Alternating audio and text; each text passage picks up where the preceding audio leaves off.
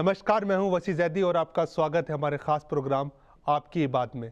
उत्तराखंड के निर्माण को 13 साल हो चुके हैं और इन 13 सालों में भले ही विकास पहाड़ तक न पहुंचा हो, भले ही जो बयार बहनी थी अंतिम छोर पर खड़े व्यक्ति तक जो सपना था उत्तराखंड का वो पूरा ना हो सका हो, लेकिन राजनीति में बड़े बदलाव इन 13 सालों में देखे गए। भाजपा हो या कांग्रेस, एक के बाद एक बदलाव होते गए और ये बड़े दुर्भाग्य की बात है कि 8वां मुख्यमंत्री 13 सालों के अंदर उत्तराखंड को मिल चुका। जो काम कम से कम 40 सालों में होना था वो 13 सालों के अंदर हो चुका है। तो इन सब पर चर्चा करने के लिए हमारे साथ मौजूद हैं पहली अंतरिम सरकार में कैबिनेट मंत्री रह चुके हैं, बड़े दिग्गज भाजपा नेता होते थे, केदार सिंह फोनिया जी, आपका स्वागत है आपकी बात में। धन्यवाद। फोनिया जी, अगर मैं इन 13 सालों की बात करता हूं तो एक बुक भी आपकी पब्लिश हुई है, उत्तरांचल से उत्तराखंड तक। उसमें भी आपने कुछ राजनीतिक तथ्य उजागर किए हैं जो जिससे कि पूरा प्रदेश जूझ रहा है। क्या लगता है आपको? देखिए, आपने पुस्तक की बात की पहले जी। हर सभ्य समाज अपने देश के, अपने समाज का या अपने प्रदेश का इतिहास सुरक्षित रखना चाहेगा।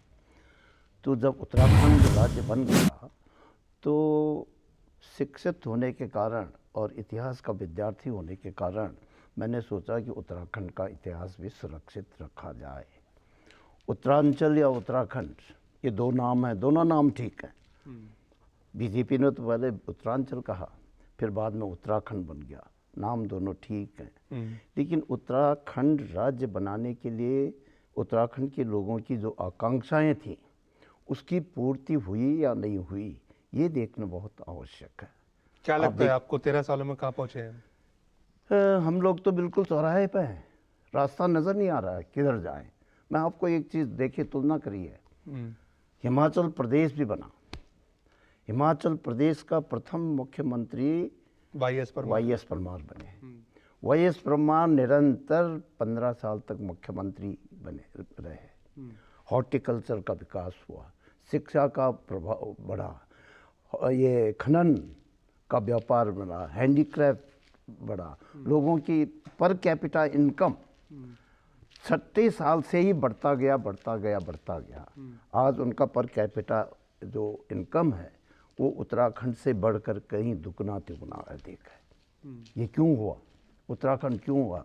दुर्भाग्य से जब तक उत्तराखंड बना नहीं था सब लोगों ने आंदोलन किया, सब ने किया, किसान ने किया, विद्यार्थी ने किया, साजी राजकीय जो कर्मचारी थे वो सब आंदोलित थे, क्योंकि सब ने सोचा कि उत्तराखंड जो है ये जनमानस के लिए बनाया जाएगा, यहाँ की जनता के लिए बनाया जाएगा।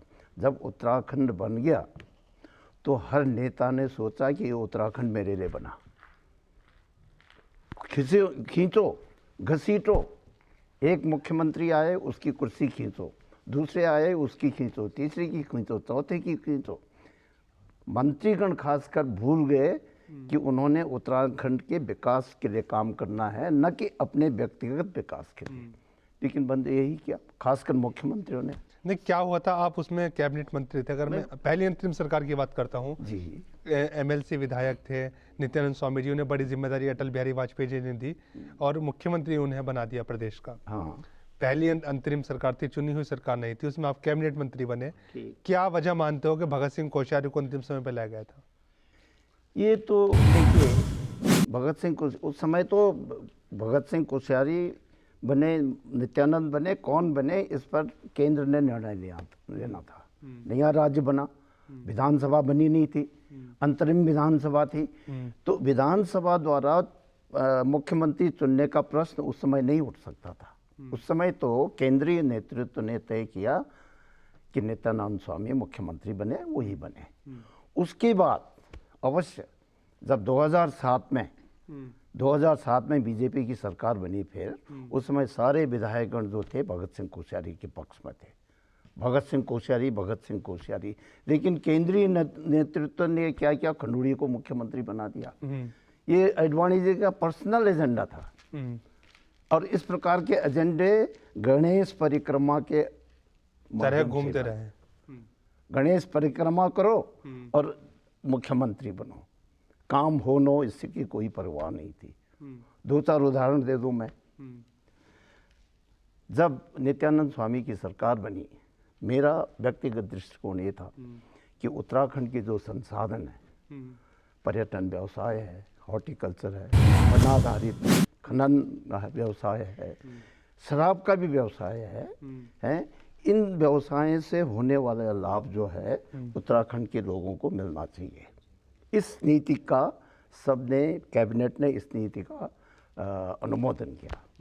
इस नीति के अंतर्गत क्या किया गया कि पौंटी चड्डा का जो शराब का व्यवसाय था उत्तराखंड को में, पौंटी चड्डा से छीन करके हमने गढ़वाल मंडल विकास निगम और कुमाऊं मंडल विकास निगम को दिया। लोगों ने कहा बहुत अच्छा है। जिलों में क्या हुआ, ये फुटकर जो दुकानें हैं उनको भी ऑक्शन किया गया और जिले वाइज, देहरादून के ज़िले के लोगों को देहरादून में मिलेगा, हरिद्वार ज़िले के लोगों को हरिद्वार में मिलेगा, ताकि स्थानीय लोगों को इसका लाभ मिले। वो भी हमने किया, लोगों ने स्वागत किया। मुख्यमंत्री नित्यानंद स्वामी जी ने कहा ये तो बहुत अच्छी बात है। भगत सिंह कोश्यारी ने भी इसकी तारीफ की। नारायण दत्त तिवारी बने कांग्रेसी, उन्होंने भी इसकी तारीफ की कि इस शराब व्यवसाय से, शराब रोक तो नहीं सकते, बंद नहीं कर सकते। नहीं, सवाल ये है, सुन लीजिए, ये था। उसके बाद जब खंडूड़ी की सरकार बनी, उन्होंने इन निगमों से व्यवसाय छीन करके फिर पौंटी चड्डा को दे दिया, खंडू जी ने। हाँ, तो ये बताइए आप, ये सरकार जो बनी यहाँ उत्तराखंड में, ये व्यवसाय, ये यहाँ की जनता के लिए बनी या किसी व्यवसाय को लाभ पहुंचाने के लिए, व्यापारी को लाभ पहुंचाने के लिए बनी? यही जो मेंटेलिटी नहीं, सवाल एक ये भी है फोनिया जी, मेरा सवाल ये था कि नित्यानंद स्वामी जी की कैबिनेट में आप थे। नित्यानंद स्वामी जी ने जब काम किया, अंतरिम सरकार के बावजूद इतने सारे काम उन्होंने विकास के किए, तो भगत सिंह कोश्यारी जी को अंतिम समय में क्यों लाया गया?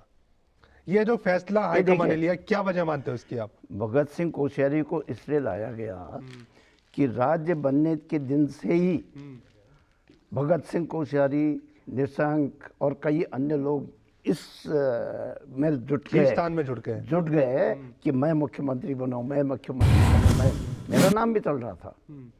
और आपने सुना होगा, नव भारत टाइम्स ने लिखा था कि माननीय अटल बिहारी वाजपेयी की नज़र में दो आदमी हैं मुख्यमंत्री, एक तो केसी पंत हैं और केदार सिंह पूनिया है। मेरा नाम भी था जी। लेकिन मैंने ये छीना झपटे की बात कभी नहीं की। और भगत सिंह कोश्यारी 9 नवंबर को ये उत्तराखंड राज्य बना। भगत सिंह कोश्यारी और निशंक 6 नवंबर को एडवाणी के पास गए कि हम दोनों में से एक, हम दोनों में से एक। क्यों हम दोनों में से एक ब्राह्मण है, एक ठाकुर है। उन्होंने कहा भाई केदार सिंह पूनिया भी तो ठाकुर है। उन्होंने कहा ठाकुर है लेकिन जनजाति का, जनजाति को वोट नहीं देंगे। ये सारी लड़ाई जो है कुर्सी थी, जातिवाद वाली बात, जातिवाद वाली बात बहुत भयंकर है। बहुत, इससे पूरे प्रदेश को नुकसान हो रहा है और इसकी शुरुआत इन्हीं लोगों ने की। एक सवाल और यहाँ पर एक बनता है फोनिया जी कि आपने इतने सारे काम किए, व्यापारी से आपने छीन के गढ़वाल मंडल विकास निगम, कुमाऊं मंडल विकास निगम को आपने व्यापार देना शुरू मैंने किया, मेरे व्यक्तिगत आपने व्यक्तिगत तौर पर शुरू किया। तो फिर क्या हुआ 2002 में कि एक एमएलसी विधायक और उनका एक विधायक केसी बाबा था कांग्रेस का, और वो 36 सीटों तक पहुंच गए और आप सिमट के 19 सीटों पर रह गए। क्या हुआ, क्या जनता ने आपको स्वीकार नहीं किया? देखिए नित्यानंद स्वामी अगर बने रहते तो हो सकता 2002 में फिर बीजेपी की सरकार बन जाती। भगत सिंह कोश्यारी का जो तर्क था कि ठाकुर को बनाइए, ब्राह्मण को तकाए, वो जनता ने उसे झुठला दिया। जनता काबिलियत चाहती है, जनता नेता की निष्ठा क्या है ये देखना चाहती है, नेता की क्रेडिबिलिटी देखना चाहती है। तो ये पूरा झुठला दिया। तो फिर भाजपा को बर्बाद करने वाले लोग हो गए ये? पार्टी को बर्बाद किया, तब भी किया। 2012 में पार्टी को बर्बाद किया लोग। भगत सिंह कोश्यारी, निशंक जैसे लोग, सभी लोग जो भी हैं, अभी तक इन्होंने पार्टी से इनका कोई फायदा नहीं मिला, पार्टी को नुकसान ही हुआ। 2002 में फिर जब कांग्रेस की सरकार बनी, बड़े वादे एनडी तिवारी जी ने किए। 2007 में फिर भाजपा आई, फिर क्या हुआ? आपको भी कैबिनेट में जगह नहीं दी, इतने वरिष्ठ है आप, लेकिन उसमें कैबिनेट में आपको जगह नहीं मिली। 2012 में? 2007 में नहीं, हाँ 2007 में जगह नहीं दी। मैंने बताया ना, उस समय सरकार पोंटा चड्डी के इशारों पे चल रही थी, क्योंकि पोंटा चड्डी से मैंने शराब का व्यवसाय छीन करके गढ़वाल मंडल और कुमाऊं मंडल को दे दिया था। और खंडूरी 2007 में आ गए थे और वो फिर पोंटी चड्डा को शराब वापस दिला दिया उसको। ठीक है, तो उन्हीं के इशारे पर ये शर्त हो गई थी कि फोनिया जी कैबिनेट में नहीं आएंगे। फोनिया जी कैबिनेट में नहीं आएंगे, पोंटी चड्डा की शर्त के अकॉर्डिंग उनकी शर्त पर काम किया उन्होंने। तो फिर क्या रहा, खंडूरी जी ने जब 2007 में कमान संभाली और 2009 के बीच में 2009 में फिर चुनाव हुए, भाजपा फिर चारों खाने चित हो गई, 5-0 से हार गई। क्या वजह मानते हैं ये 2 साल के बीच में? देखिए, भाजपा हारी नहीं, भाजपा को भाजपा वालों ने ही हराई है। क्या कारण था कि 60 सिटिंग विधायकों की टिकट खंडूरी ने काटे और वो 7 के 7 हार गए और खंडूरी खुद भी हार गए। तो ये तो ऐसा लगता है एक साजिश थी कि भाजपा को हराना है। इन 7 के टिकट नहीं कटते तो आज भाजपा की सरकार होती, हो सकता खंडूरी ही मुख्यमंत्री होते। हाँ, ये 2012 की बात है, 2012 की आपने बात की। मैं 2009 की बात कर रहा हूँ, जब 5-0 से लोकसभा चुनाव हारी थी भाजपा। बड़े वादे खंडूरी जी ने किए थे, विकास के कई सारे वादे किए थे, तो जनता ने फिर आपको नकार दिया। ऐसे क्या वजह हुई? क्योंकि जो मुख्यमंत्री बदलने वाली लोकसभा सीट की बात। देखिए, लोकसभा से मतदाता हमेशा मुख्यमंत्री की तरफ देखता है। मतदाता क्या देखता? मुख्यमंत्री की तरफ देखता है। और उन्होंने देखा होगा कि मुख्यमंत्री उस समय जो थे, इनके कारनामे क्या हैं, ये किसको जिताना चाह रहे हैं। कुछ लोग तो रिश्तेदारी भी देखते हैं, मेरा भाई जीत जाए, मेरा चाचा जीत जाए, मेरा भतीजा जीत जाए, भाजपा जाए एक तरफ। किसी को चिंता नहीं थी, चाहे वो मुख्यमंत्री रहे हों, कोई भी मंत्री रहे हों, उनको अपने स्वार्थ, अपने से मतलब था, वो निजी स्वार्थ के मारे। इस तरह से 2009 में भी 5 की 5 सीटें जो हैं वो कांग्रेस की झोली में डाली गई। 5 की 5 सीटें कांग्रेस की झोली में डाली गई। हाँ। यानी भाजपा को बर्बाद करने वाले लोग खुद भाजपा में बड़े बड़े ओहदे पद पर बैठे थे। भाजपा को भी बर्बाद किया, खुद भी बर्बाद हुए। इन सब मामलों पर चर्चा करेंगे छोटे से ब्रेक के बाद। पूछेंगे केदार सिंह फोनिया जी से, जो 1991 से जीत भाजपा को दिला रहे थे, आखिर क्या हुआ? क्या मुख्यमंत्री की दौड़ से बाहर हुए? आखिर क्या हुआ कि अंतिम समय में आपका टिकट काटा गया? इस ब्रेक के बाद।